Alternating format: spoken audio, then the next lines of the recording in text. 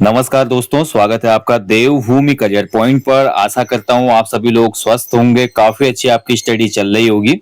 तो देखिए, सामान्य हिंदी रिवीजन क्लास भाग 10 है आज। कल हमने सामान्य हिंदी रिवीजन क्लास भाग 9 में उपसर्ग और प्रत्यय के बारे में संक्षिप्त रूप से देखा था। बहुत से उपसर्ग हैं, बहुत से प्रत्यय हैं हिंदी में जिनको मैंने डिस्कस नहीं किया उस क्लास में। कुछ महत्वपूर्ण उपसर्ग प्रत्यय का ही डिस्कशन किया गया, अन्यथा क्लास काफी लेंदी हो जाती है। और वैसे भी केवल और केवल ये रिवीजन महाकुंभ है, ठीक है। तो उपसर्ग प्रत्यय का बेहतर रिवीजन करने के लिए इसके एमसीक्यूज लगाना जरूरी है। इसलिए आज सामान्य हिंदी रिवीजन महाकुंभ भाग 10 में हम उपसर्ग और प्रत्यय से संबंधित कुछ महत्वपूर्ण एमसीक्यूज को देखेंगे, जिससे ये चैप्टर अच्छे से समझ में आ जाएगा। तो चलिए, जिसमें पहला क्वेश्चन है आपका उपसर्ग के रिलेटेड, वे शब्दांश जो शब्द के पहले जुड़कर अर्थ में परिवर्तन लाते हैं तो वो कहलाते हैं आपका उपसर्ग, ठीक है। ऑप्शन डी हो जाएगा इसका उपसर्ग। अगला देखिए, वे उपसर्ग जो संस्कृत से आए हैं और केवल तत्सम शब्दों में लगते हैं क्या कहलाते हैं। बहुत अच्छा क्वेश्चन है। तो ऐसे उपसर्ग जो संस्कृत से आए हैं और केवल तत्सम शब्दों में लगते हैं वो तत्सम उपसर्ग कहलाते हैं। ऑप्शन है। अत्यंत शब्द में कौन सा उपसर्ग है? देखिए, अत्यंत, अत्यंत शब्द में आपका अति धन अंत, अति धन अंत यानी कि ऑप्शन डी हो जाएगा, ठीक है। अति उपसर्ग है। चलिए आगे बढ़ेंगे। अनाज्ञारिता शब्द में कौन सा उपसर्ग का प्रयोग हुआ है? ठीक है, अनाज्ञाकारिता में हुआ है आपका अनधन आज्ञाकारिता, अनधन आज्ञाकारिता यानी कि ऑप्शन सी हो जाएगा इसका सही उत्तर। अन उपसर्ग लगा इसमें। चलिए आगे बढ़ेंगे अगले उपसर्ग की तरफ। अगला क्वेश्चन है, देखिए, अनुसंधान में कौन सा उपसर्ग लगा है? अनुसंधान। तो अनुसंधान का अगर मैं देखिए बात करूं तो इसमें आपका अनुधन संधान, अनुसंधान ऑप्शन ही हो जाएगा, ठीक है। अनु उपसर्ग। चलिए आगे बढ़ेंगे अगले क्वेश्चन की तरफ। उद्धत शब्द में कौन सा उपसर्ग है? तो उद्धृत जो शब्द है हमारा, उद्धृत, उद्धृत यानी कि उद धन धृत, ठीक है। उद्धृत यानी कि ऑप्शन ए हो जाएगा उत, इसमें उपसर्ग लगा हुआ है, ठीक है। माफ कीजिएगा, इसमें लगा है हमारा ऑप्शन डी उद उपसर्ग, ठीक है। ऑप्शन डी सही हो जाएगा इसमें। चलिए आगे बढ़ेंगे अगले क्वेश्चन की तरफ। दुर्व्यवहार में कौन सा उपसर्ग प्रयुक्त हुआ है? दुर्व्यवहार, जैसा कि मैं आपको बता चुका था भैया, अगर संधि होती, देखिए संधि, संधि में अगर हम दुर्व्यवहार बोले तो ये हो जाता हमारा संधि में दुह धन व्यवहार, दुर्व्यवहार संधि में, ठीक है। लेकिन ये हम पढ़ रहे हैं उपसर्ग प्रत्यय, तो यहाँ पर दुर्व्यवहार में जो हमारा उपसर्ग हो जाएगा वो हो जाएगा दुर उपसर्ग। तो ऑप्शन बी इसमें सही हो जाएगा, ठीक है। दुर ऑप्शन बी हो जाएगा सातवें का। चलिए आगे बढ़ेंगे अगले क्वेश्चन की तरफ। पुनर्मुद्रण शब्द में कौन सा उपसर्ग प्रयोग हुआ है? तो देखिए, पुनर्मुद्रण जो शब्द है इसमें उपसर्ग बताना आपने।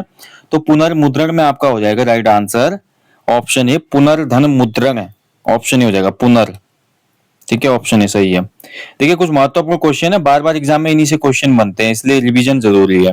प्रत्यावर्तन शब्द में कौन सा उपसर्ग प्रयोग हुआ है? तो प्रत्यावर्तन की अगर मैं बात करूं तो इसमें हमको देखने को मिलता है प्रतिधन वर्तन, प्रत्यावर्तन ऑप्शन डी हो जाएगा, ठीक है। चलिए आगे बढ़ेंगे। प्रत्युपकार में कौन सा उपसर्ग लगा हुआ है? प्रत्युपकार, इसमें लगा है दोस्तों आपका प्रतिधन उपकार, प्रतिधन उपकार, प्रत्युपकार यानी कि आपका हो जाएगा प्रति उपसर्ग, ऑप्शन सी, ठीक है। सी हो जाएगा इसका। चलिए नेक्स्ट क्वेश्चन की तरफ बढ़ेंगे। समुज्ज्वल शब्द में किस उपसर्ग का प्रयोग हुआ है? तो समुज्ज्वल, सम धन उज्ज्वल, सम धन उज्ज्वल, ठीक है। सम धन उज्ज्वल, समुज्ज्वल, इसमें आपका हो जाएगा सम उपसर्ग, ऑप्शन डी हो जाएगा, ठीक है। सम। चलिए अगला देखिए, निम्न में से किस शब्द में अ उपसर्ग का प्रयोग हुआ है? तो अ उपसर्ग दिए गए विकल्पों में अगर हम ध्यान से देखते तो बहुत सिंपल है दोस्तों। राइट आंसर हो जाएगा ऑप्शन बी अद्वितीय, अद्वितीय, ठीक है। अधन द्वितीय इसमें हुआ है हमारा, तो ऑप्शन बी हो जाएगा। चलिए आगे बढ़ेंगे। निम्न में से किस शब्द में उपसर्ग का प्रयोग हुआ है? फिर से बताइए कौन सा शब्द है जिसमें उपसर्ग दिख रहा है आपको? तो इसमें देखिए, लाभदायक तो नहीं है, जलवायु नहीं है, भक्त वत्सल भी नहीं है, अधिवक्ता, ठीक है। अधिवक्ता, अधिवक्ता में आपका उपसर्ग लगा हुआ है भाई, ठीक है। तो 13वें का हो जाएगा ऑप्शन ए। अधिवक्ता में कौन सा उपसर्ग है? अधि उपसर्ग, ऑप्शन ए हो जाएगा, ठीक है। चलिए, निम्न शब्दों में से उपसर्ग युक्त शब्द छांटिए। तो उपसर्ग युक्त शब्द बताना है फिर से हमको। तो इसमें देखिए हमारा सचिव तो नहीं होगा भाई, सर्ग भी नहीं होगा, सभा भी नहीं होगा, सुरक्षा, सुधन रक्षा, सु उपसर्ग लगा है भाई इसमें, सुधन रक्षा, यानी कि ऑप्शन डी सही हो जाएगा। ठीक है, चलिए आगे बढ़ेंगे। इन शब्दों में से उपसर्ग युक्त शब्द छांटिए। फिर से उपसर्ग युक्त शब्द बताना है आपने, कौन सा उपसर्ग युक्त है। तो गंवार में तो नहीं है भाई कोई उपसर्ग, ढोलक में भी नहीं है, लिखावट में तो आवट प्रत्यय लगा है, अनमोल इसमें सही हो जाएगा। ठीक है, अनमोल शब्द में आपका अन, ठीक है, अनमोल में कौन सा उपसर्ग लगा है, अन धन मोल, अनमोल, तो अन उपसर्ग लगा है इसमें। चलिए आगे बढ़ेंगे। निम्न में से किस शब्द में उपसर्ग का प्रयोग हुआ है। फिर से बताना है कौन सा शब्द है जिसमें उपसर्ग लगा हुआ है। तो ध्यान से अगर आप देखते हैं तो इसमें जो हो जाएगा आपका कारुणिक नहीं होगा, दर्शनीय भी नहीं है, भूतकालिक भी नहीं है, अनिच्छुक जो है। ठीक है, अनिच्छुक में आपका उपसर्ग लगा हुआ है। कौन सा उपसर्ग लगा है अनिच्छुक में, इसमें आपका देखिए अन धन इच्छुक, अनिच्छुक, अन उपसर्ग लगा है। ठीक है, ऑप्शन बी हो जाएगा। चलिए आगे बढ़ेंगे। निम्नलिखित शब्दों में से उपसर्ग सहित शब्द कौन सा है। फिर से बताइए उपसर्ग किस शब्द में लगाए दिए गए विकल्पों में। तो भैया यहाँ पे ध्यान से अगर आप देखते हैं तो सिंपल है यार, इसमें पता चल रहा है। ठीक है, योग धन प्रधन योग, प्रयोग, प्रयोग में आपका प्र उपसर्ग लगा है। ठीक है, ऑप्शन सी हो जाएगा प्रयोग, तो ऑप्शन सी सही हो जाएगा इसका। चलिए आगे बढ़ते हैं। निम्न में से किस शब्द में उपसर्ग लगा है। फिर से आपको उपसर्ग बताना है दिए गए विकल्पों में। तो ध्यान से अगर देखें भैया यहाँ पे हम, जागृति में तो नहीं है, गीतिका में भी नहीं है, दिव्य दृष्टि में भी नहीं है, प्रतिबिंब, हाँ ठीक है, प्रतिबिंब में आपका प्रतिधन बिंब। ठीक है, प्रतिधन बिंब यानी कि प्रतिबिंब हो जाएगा, प्रति उपसर्ग लगा है इसमें। ठीक है, ठीक है, चलिए आगे बढ़ेंगे। वह कौन सा उपसर्ग है जिससे आचार शब्द से पूर्व प्रयोग करने पर उसका अर्थ दुराचार हो जाता है। तो कौन सा उपसर्ग होगा जिसको आचार से पूर्व अगर हम प्रयोग करेंगे तो अर्थ दुराचार हो जाएगा।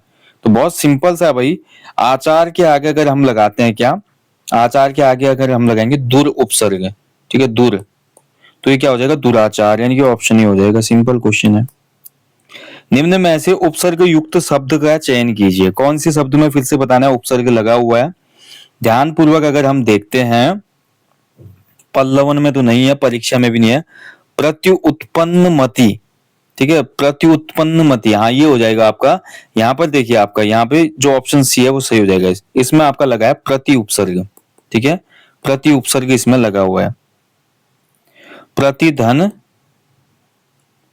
उत्पन्न मति, ठीक है, ये हो जाएगा हमारा प्रत्युप्त मति। ठीक है,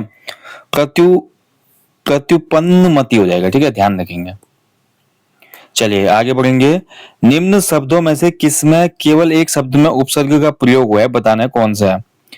ध्यान से देखते हैं तो कौन सा शब्द है जिसमें केवल एक में उपसर्ग का प्रयोग हुआ है। तो इसमें देखिए ध्यान से देखने पे पता चल रहा है हमें, विषय सूची, विश्व वीर गति, विश्व नहीं होगा, विषय सूची भी नहीं है, वीर गति भी नहीं है, विज्ञापन, विज्ञापन हो जाएगा। ठीक है, विधन ज्ञापन, विज्ञापन, इसमें लगा वी उपसर्ग। ठीक है, चलिए आगे बढ़ेंगे। निम्न में से उपसर्ग सहित शब्द का चयन कीजिए। फिर से बताना उपसर्ग वाला शब्द दिए गए विकल्पों में कौन सा है। भरपेट तो नहीं है भाई, चौराहा भी नहीं है, ये भी नहीं हो जाएगा, इतिश्री हो जाएगा। ठीक है, इतिश्री, इतिश्री में कौन सा उपसर्ग लगा है, इतिश्री में इति उपसर्ग लगा है, इति धन श्री, इतिश्री। ठीक है, मतलब खत्म होना, समापन। इतिश्री का मतलब होता है समापन। जैसे कोई पूजा पाठ करते हैं ना घर में शुरू, तो श्री गणेश करना बोलते हैं, मतलब प्रारंभ करना। इतिश्री मतलब समापन। चलिए अगला है, निम्न में से उपसर्ग रहित, अब आपको रहित बताना है, इनमें से कौन सा ऐसा शब्द है जिसमें उपसर्ग नहीं लगा है। तो कौन सा शब्द होगा जिसमें उपसर्ग नहीं है। तो 23 का आंसर हो जाएगा इसमें। अनुशासन में तो उपसर्ग है, उद्देश्य में भी उपसर्ग है, अनइप्सित इसमें भी है, कोश इसमें जो है भाई उपसर्ग रहित हो जाएगा। ठीक है, ऑप्शन नहीं हो जाएगा। निम्न में से किस शब्द में कु उपसर्ग नहीं है। कु उपसर्ग रहित शब्द कौन सा है दिए गए विकल्पों में। बहुत अच्छा क्वेश्चन है। तो दिए गए विकल्पों को ध्यान पूर्वक अगर देखें तो इसमें भैया जो हमारा देखिए कुपुत्र, पुत्र के आगे कु लगा है कुपुत्र, मार्ग के आगे कु कुमार्ग, पथ के आगे कु कुपथ, कुसुम जो है भाई ये आपका एक बिना कु उपसर्ग का शब्द है, कुसुम हो जाएगा ऑप्शन बी। चलिए अगला है, निम्न में से किस शब्द में आ उपसर्ग का प्रयोग नहीं हुआ है? कौन सा है भाई जिसमें आ उपसर्ग नहीं लगा है? तो आ उपसर्ग जिसमें नहीं लगा है, राइट आंसर होना चाहिए इस क्वेश्चन का आकुंठित, आधन कुंठित, आधन भूषित, आधन आधन छादित, आच्छादित, आधन रूढ़, आरूढ़, आरूढ़ हो जाएगा इसमें, ठीक है। आरूढ़ नहीं होगा, आरूढ़ जो है इसमें आ उपसर्ग नहीं है, ये आपका स्वतंत्र शब्द होता है आरूढ़, ठीक है। तो ऑप्शन डी होगा इसका, ऑप्शन डी, हाँ सही है, ठीक है। चलिए ये तो थे भाई उपसर्ग, यहाँ पे तक हमने देखा उपसर्ग का रिवीजन किया, उपसर्ग वाले क्वेश्चनों का। अब कुछ हमारे प्रत्यय वाले एमसीक्यूज को भी देख लेते हैं, ठीक है। तो अच्छा खासा आपका उपसर्ग प्रत्यय का रिवीजन हो जाएगा। चलिए फिर शुरू करेंगे प्रत्यय का क्वेश्चन। तो सबसे पहला क्वेश्चन है, देखिए, वे अक्षर जो किसी धातु या मूल शब्द के अंत में लगकर उसके अर्थ में कोई विशेषता लाते हैं वो कहलाते हैं प्रत्यय। Option A. प्रत्यय की मैंने दो भेद आपको कल बता दिए थे, कृत प्रत्यय और साथ ही तद्धित प्रत्यय। कृत प्रत्यय कौन होते हैं? जो धातु में लगते हैं, यानी कि क्रिया के मूल रूप धातु में लगते हैं, वो कृत प्रत्यय कहलाते हैं और ऐसे बने शब्दों को कृदंत शब्द कहा जाता है। तद्धित प्रत्यय आपके संज्ञा, सर्वनाम, क्रिया, विशेषण, उसके अलावा अव्यय आदि शब्दों के साथ लगते हैं और इनसे बने हुए शब्द कहलाते हैं तद्धितांत शब्द, त्वरितांत, ठीक है। तो ये तो हम कल डिस्कस कर चुके थे। अब देखेंगे प्रत्यय के कुछ क्वेश्चन, जैसे गोपनीय शब्द में कौन सा प्रत्यय है? गोपनीय दिए गए विकल्पों में बताना है आपने, गोपनीय में कौन सा प्रत्यय हो जाएगा, ठीक है। तो राइट आंसर हो जाएगा इसका गोपनीय, ठीक है। गोपनीय में हो जाएगा सी, ठीक है। गोपन धन ई, सी, सी यानी कि गोपनीय, गोपन धन ई, गोपनीय, ठीक है। तो सी हो जाएगा। चलिए आगे बढ़ेंगे। धार्मिक शब्द में कौन सा प्रत्यय है? तो धार्मिक शब्द की अगर बात करते हैं तो धर्म धन इक, धर्म धन इक, ठीक है, धर्म धन इक हो जाएगा, यानी कि ऑप्शन बी, धर्म धन इक धार्मिक, ऑप्शन बी वाला प्रत्यय होगा इसमें, इक प्रत्यय। चलिए आगे बढ़ेंगे। नीलिमा शब्द में कौन सा प्रत्यय? बार बार एग्जाम में बनता है क्वेश्चन नीलिमा वाला। तो नीलिमा, देखिए नीलिमा में कौन सा प्रत्यय होगा? तो नीलिमा शब्द में आपका हो जाएगा भैया ऑप्शन डी, इमा प्रत्यय, ठीक है। इमा प्रत्यय लगा इसमें, नीलिमा में इमा प्रत्यय लगा है। चलिए आगे बढ़ेंगे। बुनाई शब्द में कौन सा प्रत्यय का प्रयोग हुआ है? तो बुनाई, बुनाई में कौन सा प्रत्यय हो जाएगा? तो बुन, बुन धन आई, बुनाई, ऑप्शन बी, ठीक है, आई प्रत्यय लगा है इसमें। चलिए आगे देखेंगे। सरलता शब्द में कौन सा प्रत्यय? ये तो बहुत सिंपल है, क्योंकि देखिए सरल होता है शब्द, सरल धन ता, सरलता, यानी कि इसमें कौन सा प्रत्यय लगा है? सरलता में आपका प्रत्यय हो जाएगा ऑप्शन सी, ता प्रत्यय, ठीक है। चलिए आगे बढ़ेंगे। साहित्यकार शब्द के अंत में कौन सा प्रत्यय प्रयुक्त हुआ है? तो साहित्य धनकार, साहित्य धनकार, साहित्यकार में कौन सा हो जाएगा? तो राइट आंसर हो जाएगा इसका ऑप्शन है कार, कार प्रत्यय इसमें। चलिए आगे बढ़ेंगे। स्वर्गीय शब्द में कौन सा प्रत्यय का प्रयोग हुआ है? स्वर्गीय, ठीक है। स्वर्ग धन ईय या स्वर्ग धन गीय, क्या होगा बताइए? स्वर्गीय, स्वर्ग धन क्या हो जाएगा? स्वर्ग धन ईय, स्वर्गीय, ठीक है। स्वर्ग धन ईय, स्वर्गीय, बड़ी की मात्रा। चलिए आगे बढ़ेंगे। हर्षित शब्द में कौन सा प्रत्यय है? हर्ष, ठीक है, हर्ष, और इसके आगे क्या जुड़ जाएगा? हर्ष धन छोटी ई, इत, हर्षित, यानी कि हो जाएगा ऑप्शन ए, इत प्रत्यय। निम्न में से किस शब्द में प्रत्यय का प्रयोग हुआ है? फिर से बताना है कौन सा शब्द है जिसमें प्रत्यय का प्रयोग हुआ है। आप देखिए ये थोड़ा ध्यान से देखना पड़ेगा हमें कि किस में इसमें प्रत्यय का प्रयोग किया गया है। उद्योग में नहीं है भाई, राष्ट्रभाषा में भी नहीं है, शुल्क में भी नहीं है, औद्योगिक में है, ठीक है, औद्योगिक, ठीक है। तो औद्योगिक, एक प्रत्यय लगा है इसमें, यानी कि ऑप्शन बी हो जाएगा। चलिए आगे बढ़ेंगे। निम्न में से प्रत्यय का प्रयोग किस शब्द में हुआ है? फिर से आपको बताना है कौन सा शब्द है जिसमें प्रत्यय का प्रयोग किया गया है दिए गए विकल्पों में। तो इसमें भी ध्यान से देखते हैं तो हमारा वही हो जाएगा इसमें, ठीक है, प्रत्यय, प्रत्यय है ना। तो प्रत्यय देखिए आपका सग्रहित में तो नहीं है, आरूढ़ में भी नहीं है, अवैज्ञानिक में तो आपका उपसर्ग लगा हुआ है, वैज्ञानिक, ठीक है, विज्ञान धनिक वैज्ञानिक, ऑप्शन डी हो जाएगा, इक प्रत्यय इसमें, ठीक है, तो ऑप्शन डी सही है इसमें। चलिए आगे बढ़ेंगे। निम्न में से किस शब्द में प्रत्यय का प्रयोग हुआ है? कौन सा शब्द है प्रत्यय से मिलकर बना है जो? तो राइट आंसर हो जाएगा इस क्वेश्चन का भाषा नहीं है, सागर नहीं है, पक्षी नहीं है, अलंकारिक हो जाएगा, ठीक है, अलंकार धन इक, अलंकारिक, इक प्रत्यय लगा है इसमें, ठीक है, ऑप्शन बी हो जाएगा। चलिए इनमें से प्रत्यय रहित शब्द बताइए, कौन सा शब्द है जिसमें कोई भी प्रत्यय नहीं लगा है? तो जो शब्द जिसमें कोई प्रत्यय नहीं है वो शब्द कौन सा हो जाएगा?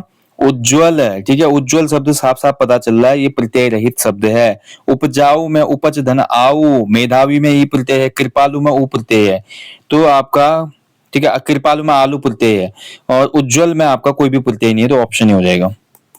चलिए आगे बढ़ेंगे। निम्न में से ई प्रत्यय, बड़ी जो ई का प्रत्यय होता है किस शब्द में नहीं है? किस शब्द में बड़ी ई का प्रत्यय नहीं है दिए गए विकल्पों में?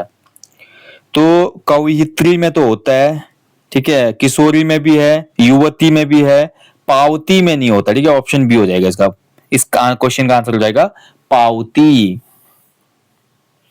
चलिए आगे बढ़ेंगे। नेक्स्ट क्वेश्चन है भाई, इनमें से प्रत्यय रहित शब्द कौन सा है? फिर से आपको बताना कि किसमें प्रत्यय नहीं लगा है दिए गए विकल्पों में। तो ध्यान से देखेंगे दोस्तों, उल्लेखनीय में प्रत्यय है, ये प्रत्यय है, झुकाव में आव प्रत्यय है, भाव विवल में कोई भी प्रत्यय नहीं है, हरितिमा में इमा प्रत्यय है, यानी कि ऑप्शन सी इसका सही उत्तर हो जाएगा, जो प्रत्यय रहित है, बिना प्रत्यय का बना हुआ शब्द है। नेक्स्ट इज, निम्नलिखित शब्दों के मूल शब्द तथा उसमें लगे प्रत्यय का एक युग्म गलत है, उस गलत युग्म का चयन करना है आपने। कौन सा गलत है इसमें बताइए? गलत का आपने चयन करना है, ठीक है। तो भाई देखिए, इतिहास धन एक ऐतिहासिक बिल्कुल सही है। इसके बाद देखिए आपका मित्र धन ता मित्रता, ये भी सही है। संपादक धन ई संपादकीय, ये भी सही है। कोष धन आगार, ठीक है, कोष धन आगार, आगार कोई प्रत्यय नहीं होता भाई, ठीक है, ये गलत हो जाएगा, ऑप्शन डी होगा इसका उत्तर। देखिए जो हमारा असंगत है वो कोषागार वाला हो जाएगा, बाकी तीनों में सही प्रत्यय लगा है, ऑप्शन डी में गलत प्रत्यय है, तो ऑप्शन डी हो जाएगा इसका उत्तर। नेक्स्ट देखिए, निम्न शब्द इक प्रत्यय का प्रयोग करने से बने हैं, इनमें से कौन सा शब्द अशुद्ध है जिसमें इक प्रत्यय नहीं लगा है? बिना इक प्रत्यय से बना हुआ शब्द इनमें से कौन सा है?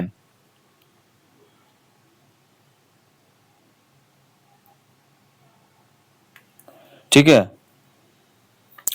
तो ध्यान से देखेंगे दोस्तों, अक्षर धन इक अक्षरिक, प्रकृति धन इक प्राकृतिक प्राकृतिक, साहित्य धन एक साहित्यिक, रसायन रसायन धन एक रासायनिक, ये गलत हो जाएगा, वर्तनी की दृष्टिकोण से गलत है, तो ऑप्शन ही हो जाएगा, ठीक है, रसायन रसायन धन इक, ठीक है, जब हमारे रसायन में इक जोड़ा जाता है तो ये बनता है रासायनिक, रासायनिक, ठीक है, रासायनिक नहीं होता, इसमें आ की मात्रा है, तो ये गलत हो जाएगा, ऑप्शन ही होगा। कृत प्रत्यय को अन्य किस नाम से जाना जाता है? तो देखिए जो कृत प्रत्यय होते हैं, कृत प्रत्यय का अन्य नाम मैंने आपको बताया था कल के टॉपिक में भी, इनको कहा जाता है कृदंत प्रत्यय, ठीक है, ऑप्शन सी हो जाएगा, कृदंत प्रत्यय। कृदंत प्रत्यय का प्रयोग कहां पर किया जाता है? तो देखिए कृदंत प्रत्यय का प्रयोग मैंने ये भी आपको कल के सेशन में क्लियर किया था, कृदंत प्रत्यय का प्रयोग हमेशा होता है भैया आपका कहां पे? कृदंत प्रत्यय का प्रयोग कहां पे होगा?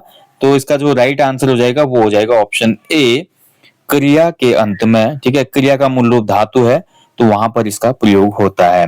बाकी विशेषण, सर्वनाम, क्रिया विशेषण आदि के अंत में जो प्रत्यय लगते हैं उनको तद्धित प्रत्यय कहा जाता है, और क्रिया के अंत में जो लगते हैं भाई क्रिया या धातु में, उसको कहा जाता है कृदंत प्रत्यय, ठीक है, इसका आप ध्यान रखिएगा, महत्वपूर्ण है। तो ये था दोस्तों आज सामान्य हिंदी रिवीजन क्लास भाग 10, इसमें आपको ये क्लास देनी काफी जरूरी थी। बाकी आज है 14 नवंबर, आप सभी को हैप्पी चिल्ड्रंस डे। बाकी UK triple SC group C के लिए जो हमारी टेस्ट सीरीज चल रही है एप्लीकेशन स्टोर पे, उस पे आपका कूपन कोड लागू कर दिया है फिर से मैंने, जिसमें आपको 50% ऑफ मिल रहा है। जिन लोगों ने इनरोल नहीं कर पाए थे दीपावली पे, वो लोग इनरोल कर लो, कूपन कोड 20 नवंबर तक वैलिड रहेगा। ठीक है, बाकी सेशन को मैं यहीं पे समाप्त करता हूं दोस्तों। रिवीजन क्लासेस और जो भी टेस्ट सीरीज आपको दी जा रही है चैनल पे, उनका आप लाभ उठाइए। मैं आपको जल्दी मिलूंगा नेक्स्ट सेशन में। तब तक आप लोग अच्छे से अपनी स्टडी करें। जाने से पहले हमेशा की तरह बोलूंगा, अपने जीवन में कम से कम एक पेड़ जरूर लगाएं और लोगों को भी इसके लिए अवेयर करें, मोटिवेट करें।